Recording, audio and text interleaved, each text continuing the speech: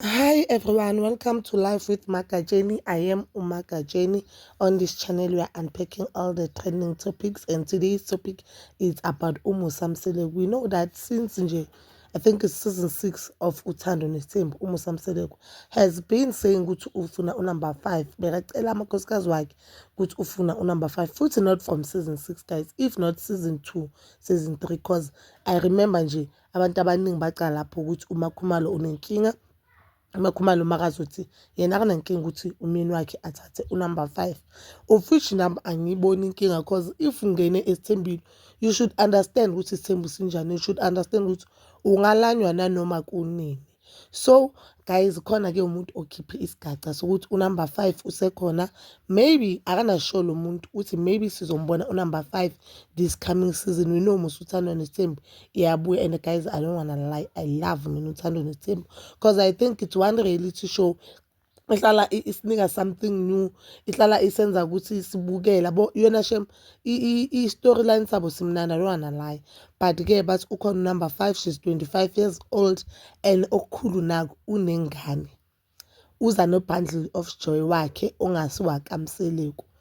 Guys, ngiyakhumbula ukuthi uMusa Mseleku wathi umfazi onengane uyinkinga, but now yena unamakhosikazi ayi-3.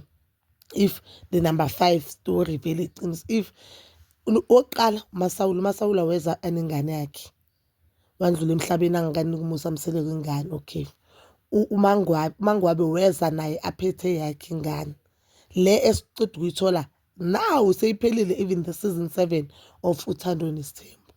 Manje sokukhona omunye futhi onengane ona 25. Hayibo uMusa Mseleku, mina I don't understand, nayinkinga yami kuyonke lento.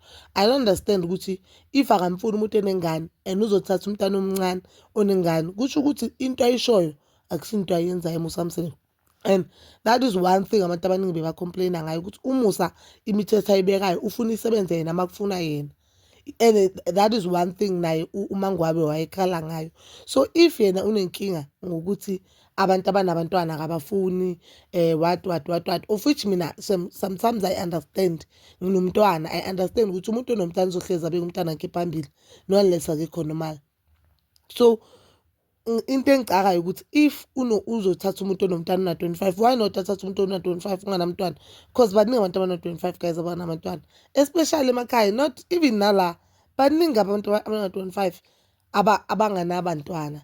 But-ke kuthiwa unumber 5 ukhona, una-25 and unomntwana, akakahlali kaMseleku, mhlawumbe akakacedwa ezinye izinto, because we know ukuthi even uMakhumalo uMangwabe waiting for umshado kaMangwabe wathi yena anyeke akwazi ukushada manje due to imfundo. So another thing mina engifuna ukuyibona ukuthi uMangwabe uphumile na, because we remember from the previous seasons uMangwabe noMayeni bathe should uMusa Mseleku athathe omunye unkosikazi, bona bazohamba.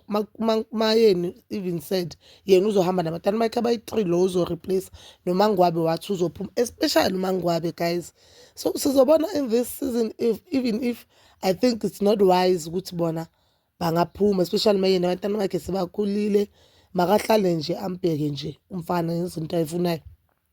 But so please do comment down below ukuthi nani ibona kanjani, and please don't forget to like, subscribe, share and hit that notification button. Nginithanda ukuya nokubuya.